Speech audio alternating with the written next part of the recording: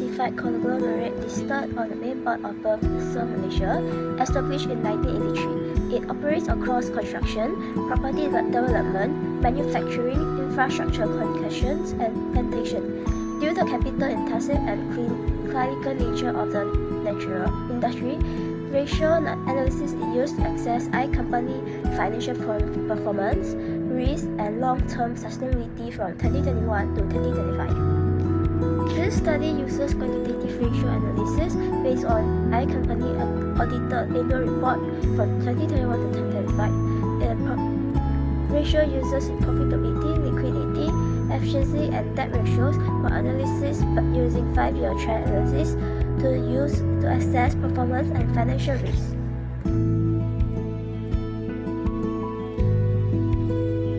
Revenue. In 2021, revenue was 5.62 billion. In 2022, revenue decreased to 4.4 billion due to challenging conditions. In 2023, revenue increased to 4.57 billion, showing early recovery. In 2024, revenue increased to 5.91 billion as business performance improved. This growth continued in 2025, with revenue rising further to 6.25 billion. Next is 3.2 net profit. In 2021, net profit was 647.2 million, then increased to 885.2 million in 2022. However, in 2023, net profit dropped sharply to 211.5 million due to higher operating costs. In 2024, net profit increased to 665.1 million, then net profit decreased again to 467.2 million in 2025. 3.3 total asset. In 2021, total asset were 23.48 billion, the highest in the 5-year period. Then asset decreased to 21.01 billion in 2022, and further to 20.51 billion in 2023. In 2024, total asset increased to 21.31 billion, showing renewed investment, and in 2025, total asset increased again to 21.76 billion.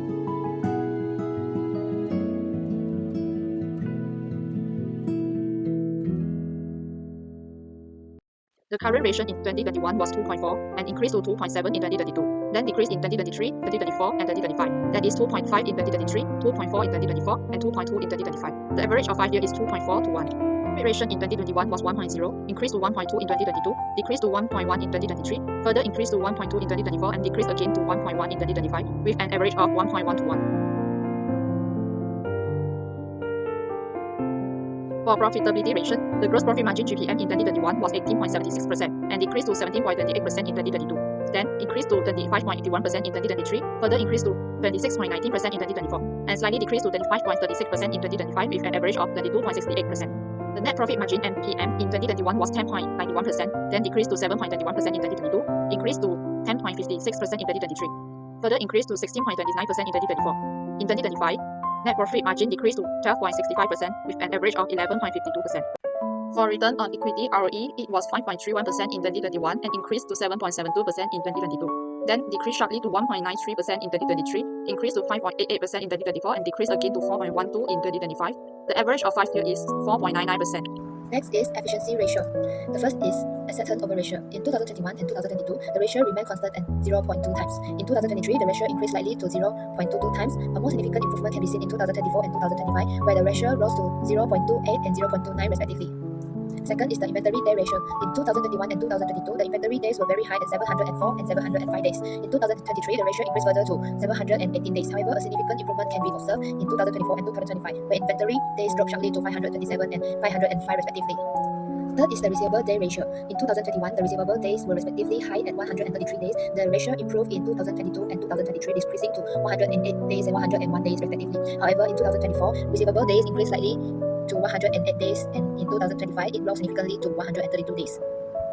Next is the payable day ratio. At 2021, the payable day ratio is 308 and decreased to 296 at 2022. In 2023, the ratio increased to 320 days. However, in 2024, payable days decreased significantly to 262 days. In 2025, the ratio rose slightly to 277 days but remained lower than earlier years. Next is the total working capital day ratios. In 2021, the working capital cycle was very long at 529 days. This gradually improved in 2022 and 2023, which is 517 and 499 days respectively. A significant improvement occurred in 2024, where the ratio dropped sharply to 373 and it further improved to 360 days in 2025. The last is the solvency and gearing ratio. Gearing ratio. In 2021, the gearing ratio was high at 43.98%. A significant reduction can be seen in 2022 and 2023, where the ratio fell to 26.37% and 35.8% respectively. In 2024, the gearing ratio remained relatively stable at 26.07%. However, in 2025, the ratio increased to 32.58%. Overall, the average gearing ratio of 30.96% reflects a moderate level of financial risk. Next is debt to equity ratio. In 2021, the debt to equity ratio was high at 35.98%. The ratio declined significantly in 2022 to 22.87% and remained stable between 2023 and 2024 around 23%. In 2025, the ratio increased to 29.55%. Overall, the average debt to equity ratio of 37.02%. It suggests a conservative and manageable capital structure.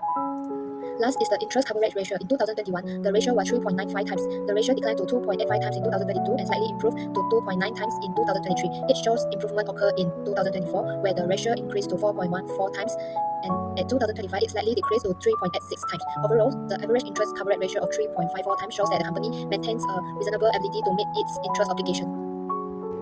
I will present a financial analysis of the company for the current year compared to the previous year.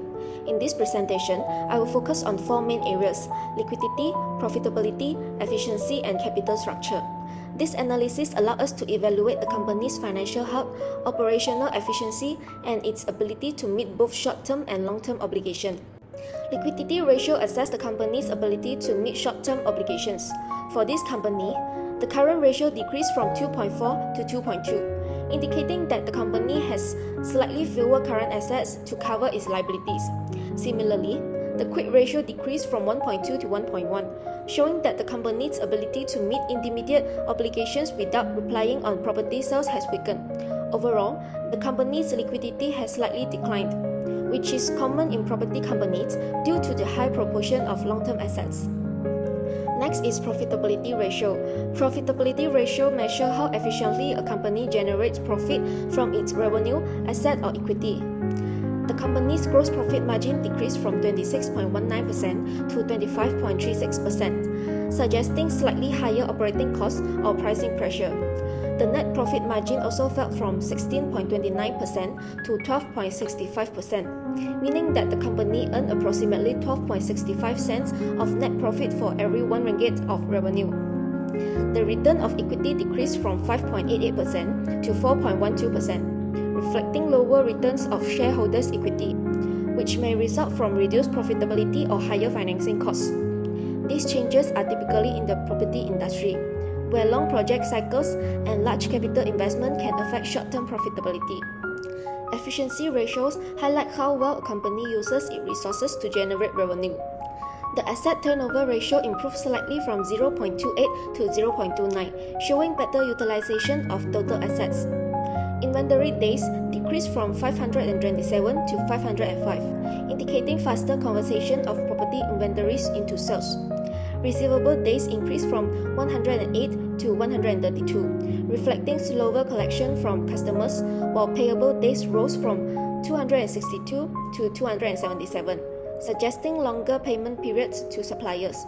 Overall, the total working capital days decreased from 373 to 360, reflecting improved cash conversion efficiency, even though the cycle remains relatively long due to the nature of the property industry.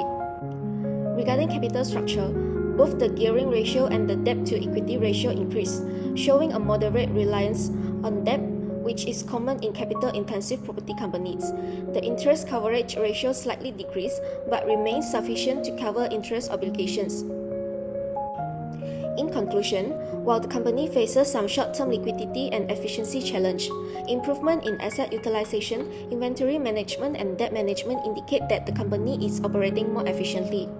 Overall, these financial trends are typical for the property sectors, and with careful cost and working capital management, the company is well positioned to support its long-term growth objective.